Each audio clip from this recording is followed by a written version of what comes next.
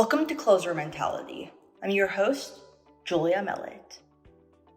Today's guest, Jack Rasmussen, didn't take the traditional path to college football. By the time he made it onto a roster, he was 23 years old. But that's not where his story begins. At 19 years old, Rasmussen was feeling stuck.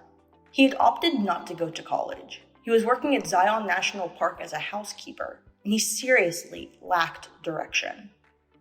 When he and his dad Jeff were watching an NFL game one weekend, unknowingly, Rasmussen's life changed.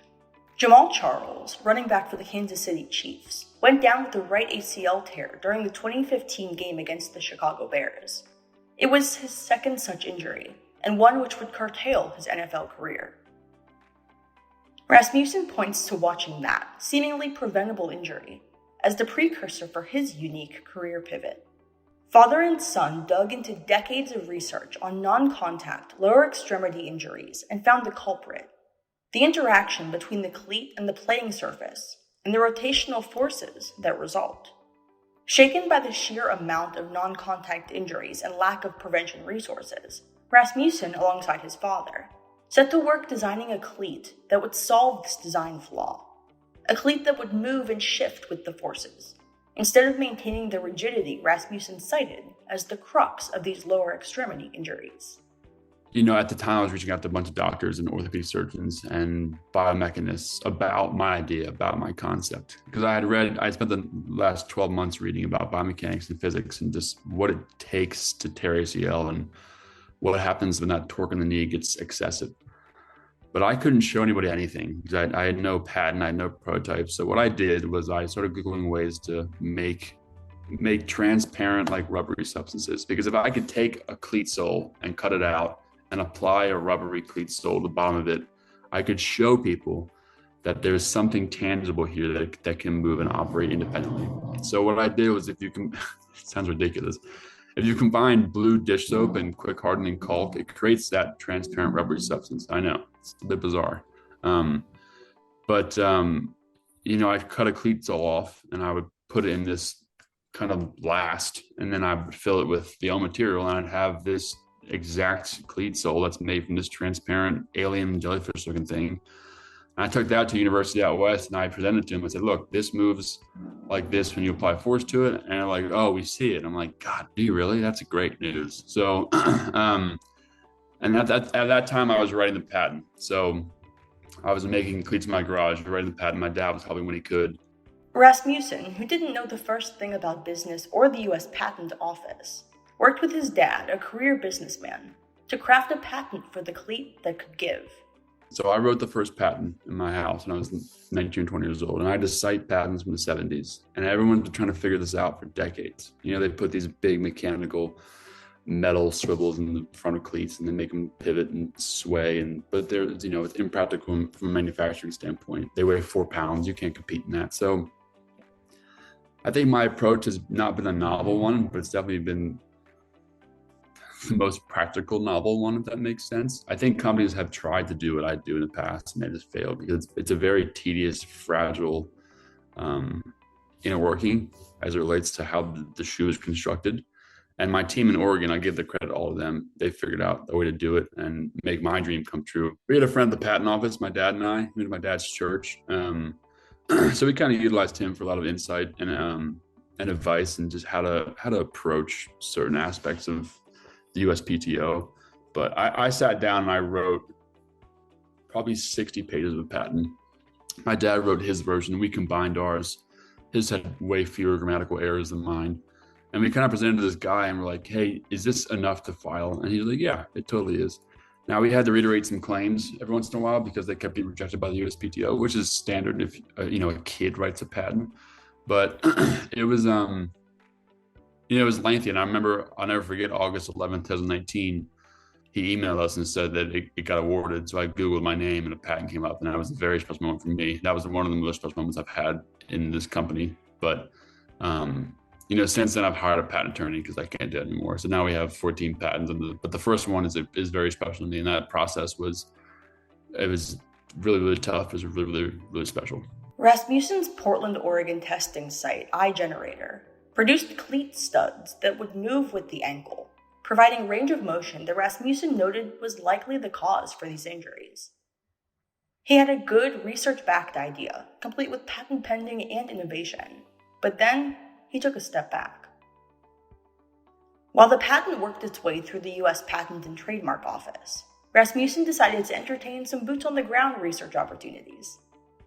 He wanted to see exactly how this Caddix cleat idea, at the time in its infancy, would be received by actual athletes. Growing up, Rasmussen hadn't considered playing football. He watched videos on YouTube and taught himself how to punt as a means to further his education. I went on YouTube when I was 23 and learned how to punt and watch some film. I never played football. I never put a helmet on before. But that was the quickest avenue to free school. And that's an underserved market because no one wants to be the punter, you know? So that's kind of how it happened. So I didn't have any film, obviously. I was 23 years old with no football film. So I bought one ball at Walmart. I bought a pair of cleats from Ross. And then I would film myself punting and make these videos. And I catch on to things quicker than I probably should. Not like bragging or saying I'm the best, because I wasn't and I'm still not. But, you know, it was impressive for where I was in my punting journey because I never touched football in my life. So I was sending these videos, these coaches, and they would respond. Like most of them respond and say, "That's impressive."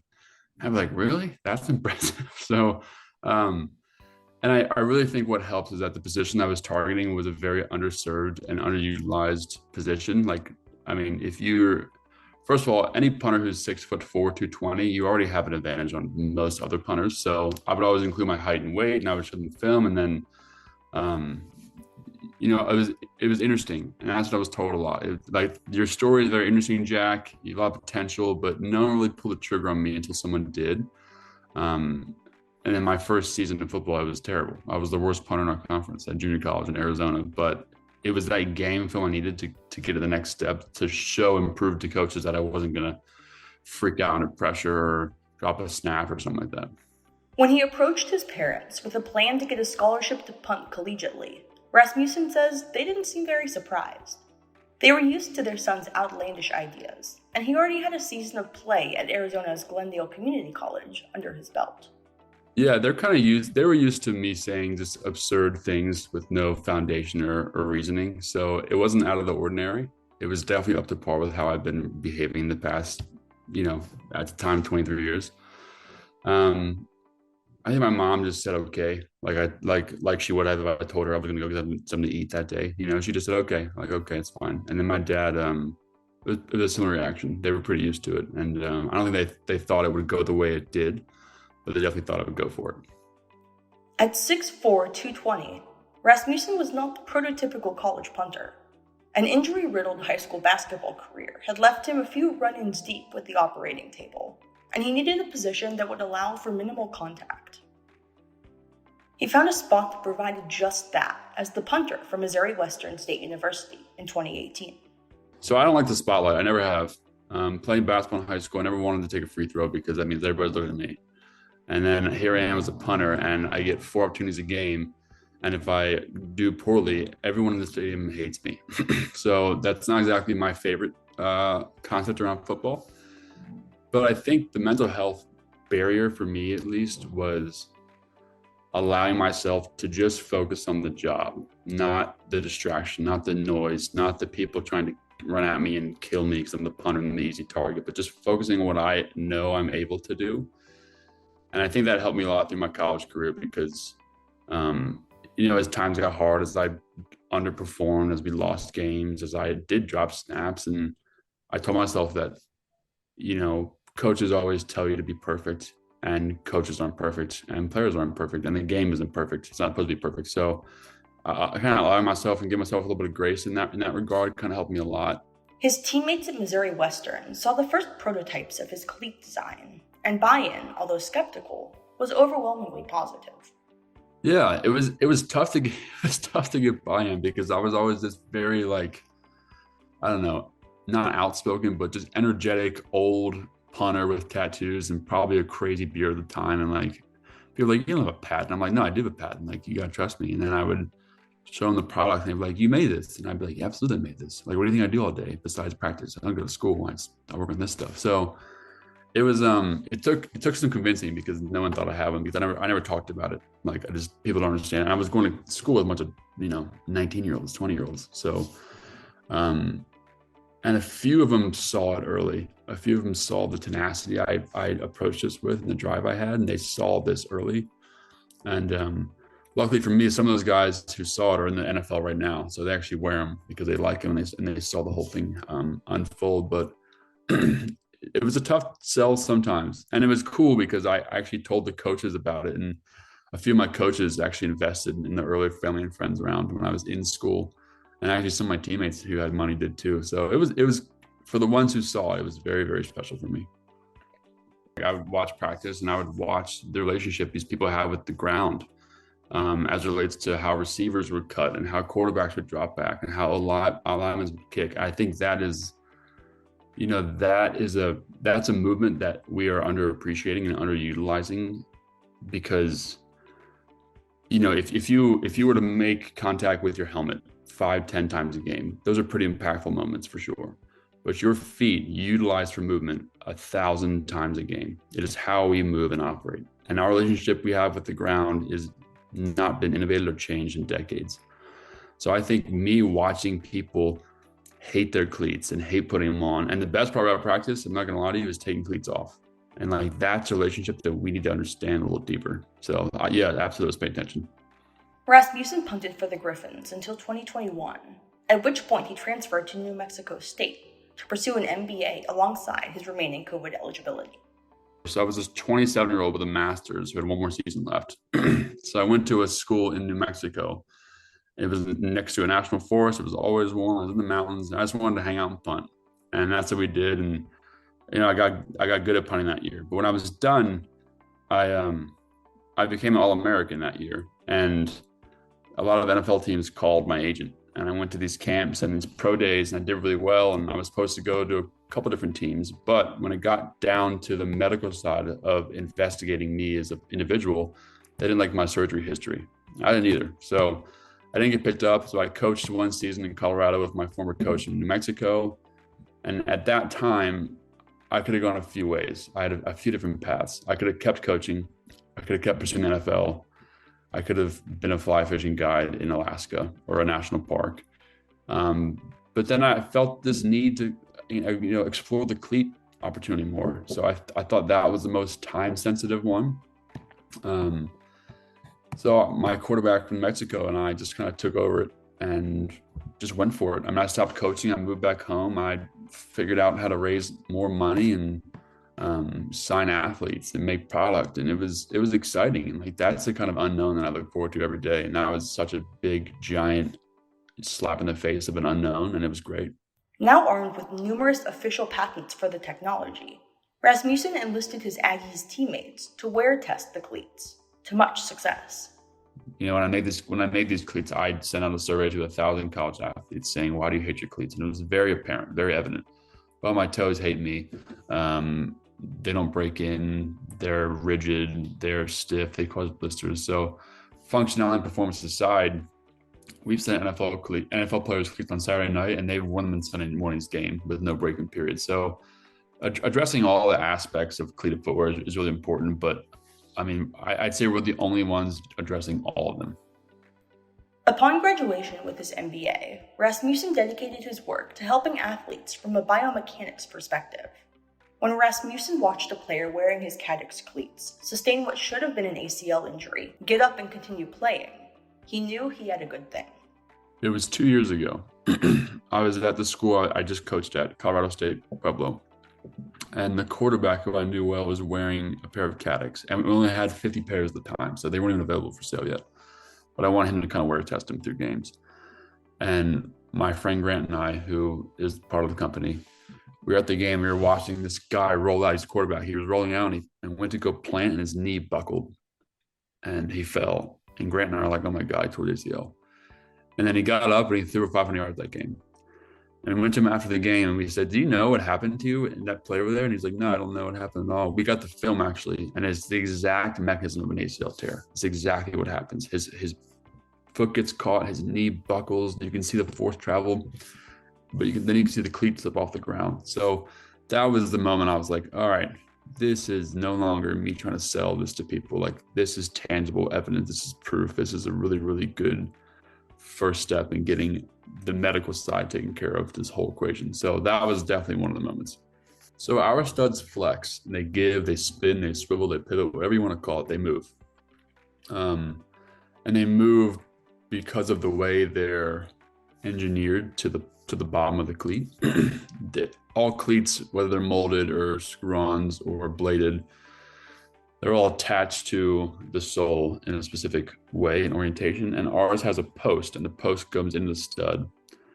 And usually the post is encased in some sort of plastic or rigid material, but ours is encased by a rubberized material that allows it to freely swing any direction.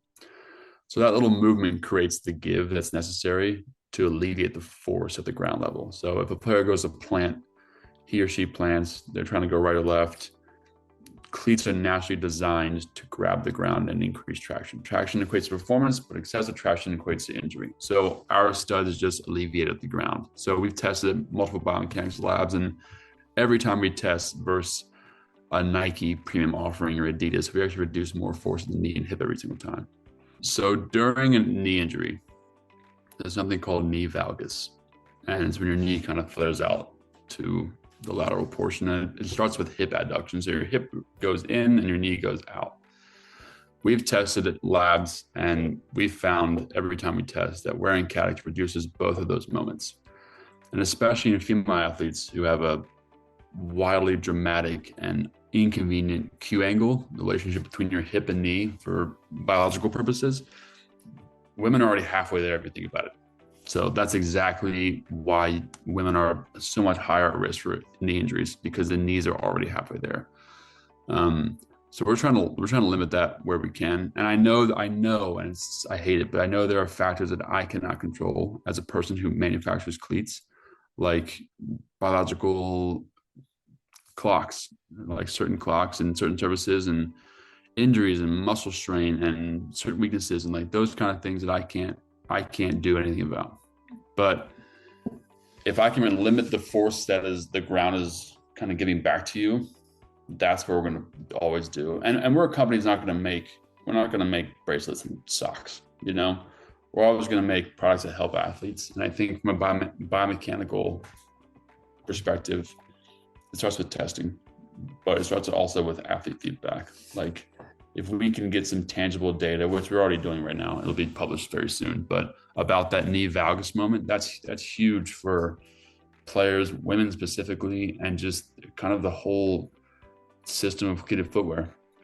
So those are the kind of things we're trying to do, and trying to calm down the neuromuscular facilitation relationship we have with muscles, because everything is tested differently, but everything's tested almost in an antiquated way.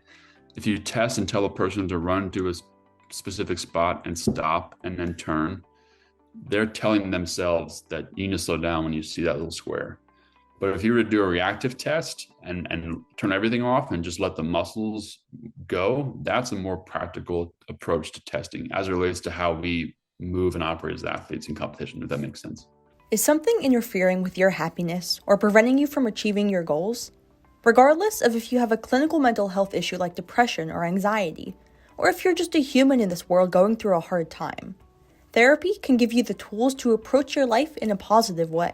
That's why I'm excited to tell you about today's sponsor, BetterHelp. BetterHelp's mission is to make therapy more affordable and more accessible. This is an important mission because finding a therapist can be really hard, especially when you're limited to the options just in your area. BetterHelp is a platform that makes finding a therapist easier because it's online, it's remote, and by filling out a few questions, BetterHelp can match you to a professional therapist in as little as a few days. It's easy to sign up and get matched with a therapist. If this sounds like something that could help you, there's a link in the show notes to get you started on your therapy journey. It's betterhelp.com/closer mentality. Clicking that link helps support this channel, but it also gets you 10% off your first month of BetterHelp. Because finding a therapist is a little like dating. If you don't really fit with the therapist matched with you, it's easy and free to switch therapists without stressing about insurance, who's in your network, or anything like that. So if you're struggling, consider online therapy with BetterHelp. Click the link in the description or visit betterhelp.com/closer mentality. That's BetterHelp, HELP.com/closer mentality. Thanks again to BetterHelp for sponsoring this channel. Did you know that you can purchase audiobooks directly from your favorite local bookstore? With Libro FM, you can pick from more than 325,000 audiobooks, including bestsellers and recommendations from real booksellers. You'll get the same audiobooks at the same price as the largest audiobook company out there, you know the name. But you'll be part of a different story, one that supports your local community. If you're new to audiobooks, they're the perfect way to squeeze more reading into your busy life. Listen with the free Libro FM app while you do chores, walk the dog, or relax at home. If you already love audiobooks and don't know what to listen to next, check out recommendations from the people who know best, booksellers. Closer Mentality has partnered with Libro FM on a special offer. Through the link in the show notes, you can get 2 audiobooks on Libro FM for the price of 1. Offer only valid for new members in Canada and the US. Thanks to Libro FM for sponsoring this podcast. When Rasmussen has individuals approach him about the biomechanics of Caddix cleats, he directs them to the entirety of the lower extremity. Research has suggested that along with knee joint security, Caddix also outperforms Nike and Adidas in ankle stability metrics. Yeah, so if you think about what's in a helmet, it's padding, right? Because padding absorbs force. So the constant, and whether it's a head-on-head collision or it's just overall wear and tear of the game, it's reducing some sort of force. So our studs flex and it reduces force that's absolutely injurious, but also just constant wear and tear throughout competition. So from a muscle perspective, that could alleviate some soreness and strain and swelling and inflammation, absolutely. But ankle injuries, we found the ankle isn't as compromised wearing Caddix because if there's an uneven playing surface and you're rolling like this, our studs flex and it can catch and create an even one pretty quickly. That makes sense. We've also found that the hip is reduced in that internal torque that causes hip injuries as well with testing. So we're with the goal in mind of targeting all lower extremity injuries and trying to alleviate them, not prevent them, just reduce the likelihood of them. We're going from the hip down for sure, the knee being the centerpiece of that, but we've definitely gotten some very, very good feedback about the ankle and hip from biomechanic testing and also athlete feedback as well.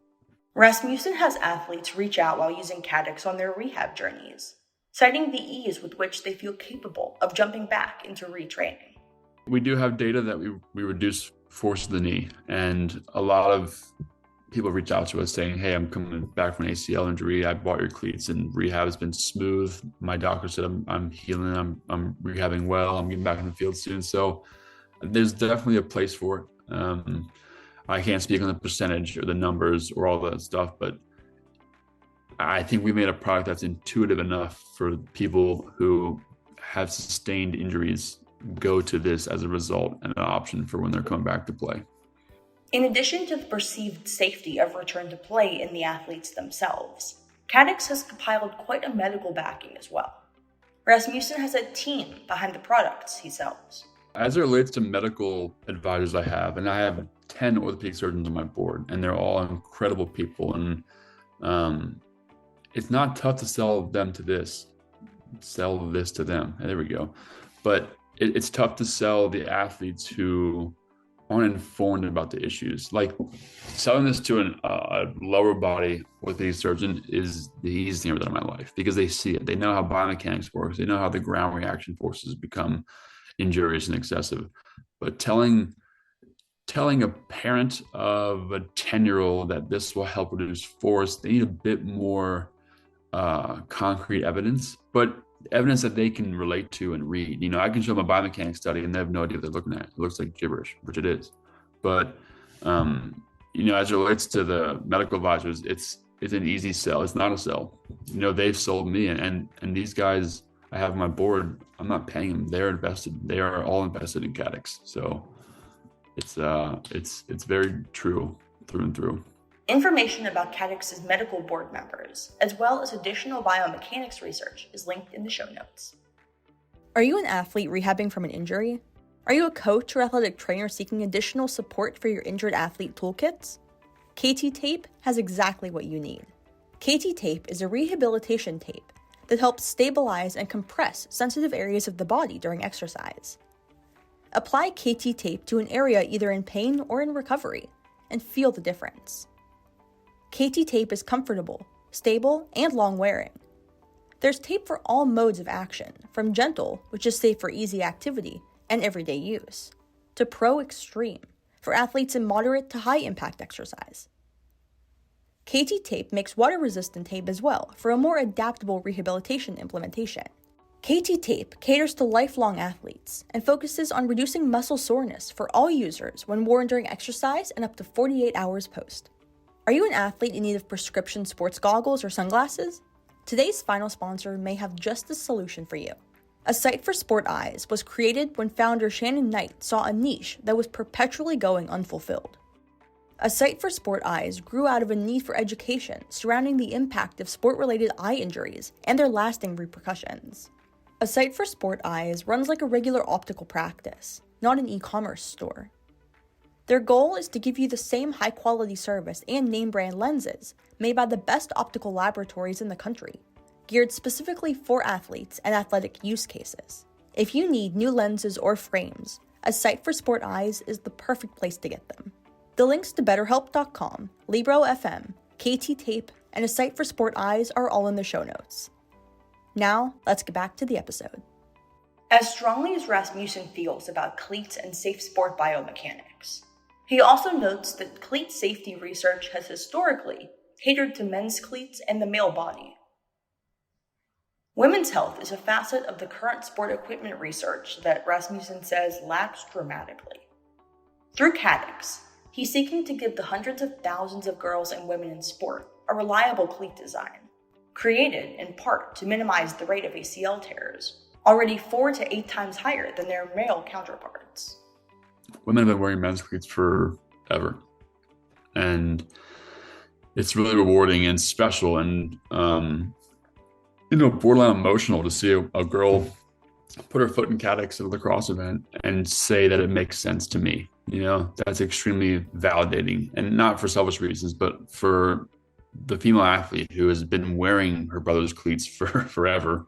Her feet aren't given a fair chance, and that's also what we're trying to figure out is how do we bridge that gap? How do we close that gap as it relates to equipment in sports so women aren't, always an afterthought? I think will be a viable option for cleated footwear in the next year, which we already are. I think then the next phase is to be the first option of cleated footwear and other footwear. We're talking different sports in a few years. And the next stage is being the only option. I think if we're going to make products, like I said, we're not going to make bracelets and socks and scarves. We're going to make functional products that help athletes stay on the field and the court. And I think given our very, very organic reach already and our biomechanical data that we're going to have in the next few months, we very well could be the only option. I think that's where we're headed. Caddix recently entered into a multi-year partnership with USA Lacrosse as the official footwear provider for the organization's men's and women's national teams and youth national team development program. Links to Caddix's cleat offerings, as well as applicable research, is in the show notes. You can also now find Caddix cleats in select Dick's Sporting Goods and Scheels locations. You can listen to Jack and I's full interview at the Closer Mentality Uncensored YouTube channel. The link to that is also in the show notes. Thanks for listening to episode 138 of Closer Mentality. As always, I'm your host, Julia Mellett. See you next week.